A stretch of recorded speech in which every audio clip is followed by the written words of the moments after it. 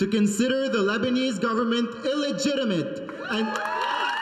These Lebanese Canadians are mourning what's happened to their country, but they're also angry and tired of having to be resilient.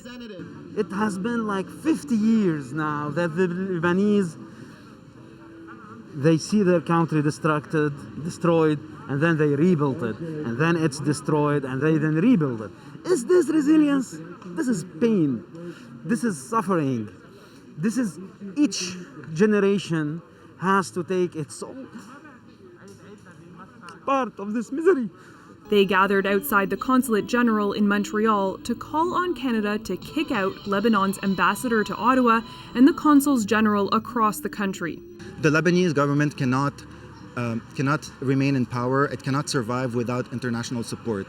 So what we need right now is for countries, for governments to stop recognizing them as legitimate. Like the protesters in Beirut, they blame government negligence for the catastrophe.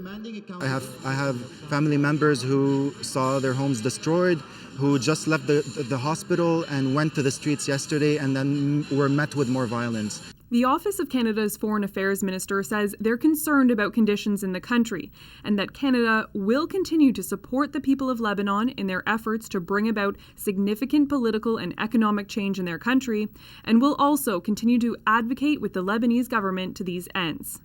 While in Montreal, people protested, others found solace in faith. Our Lady of Lebanon Church in Toronto dedicated today's masses to victims of the explosion.